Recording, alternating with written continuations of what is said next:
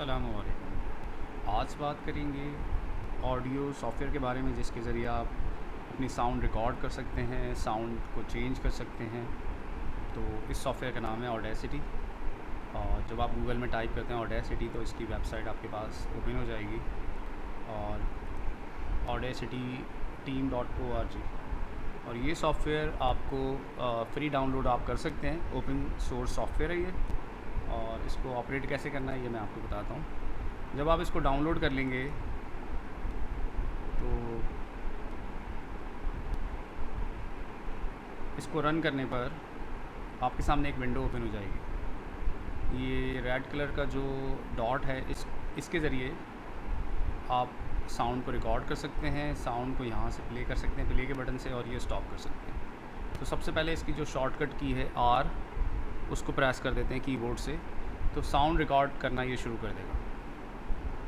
और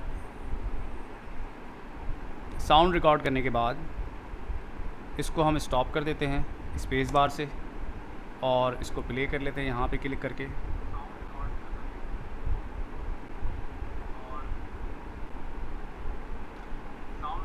और इसको जहाँ से हमें इसको ट्रिम करना है, इसको कट करना है, साउंड एक्स्ट्रा रिकॉर्ड हो गई, उसको सेलेक्ट करना है माउस से और डिलीट बटन से उसको डिलीट कर देना है। जब दोबारा से आर प्रेस करते हैं तो जहाँ से एंड हुआ था साउंड का वहीं से ये रिज्यूम कर लेगा। आर प्रेस करते हैं, दोबारा से साउंड वहीं से स्टार्ट हो जाएगी रिकॉर्ड करना, और स्पेस बार से इसको स्टॉप कर सकते हैं। अच्छा जी, अब इसके अंदर इफ़ेक्ट जो है, अगर हम इसकी चेंज पिच कर देते हैं, इसको पहले प्ले करके देख लेते हैं।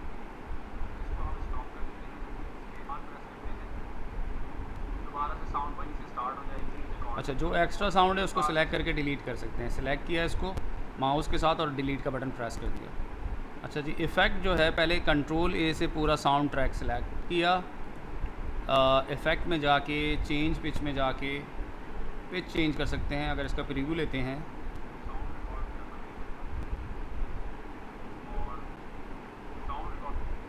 पिच से साउंड की क्वालिटी जो है वो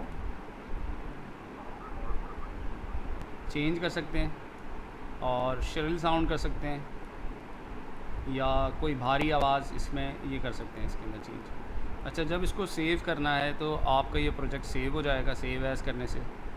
तो ये आपका प्रोजेक्ट सेव हो रहा है जो आपने साउंड रिकॉर्ड कर लिया।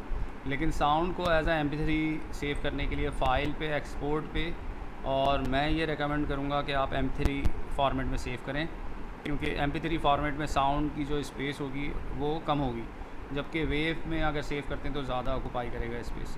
तो इसको एक्सपोर्ट एज आ MP3 करते हैं तो इसका नाम हम कुछ भी रख सकते हैं, इसका नाम रख सकते हैं टेस्ट साउंड 1। तो ये सेव हो जाएगी, MP3 फॉर्मेट में सेव हो जाएगी। ओके कर देंगे, साउंड सेव हो जाएगी। तो इस साउंड को जो MP3 में सेव हो गई है, इसको हम कहीं पर भी किसी भी सॉफ्टवेयर में यूज़ कर सकते हैं।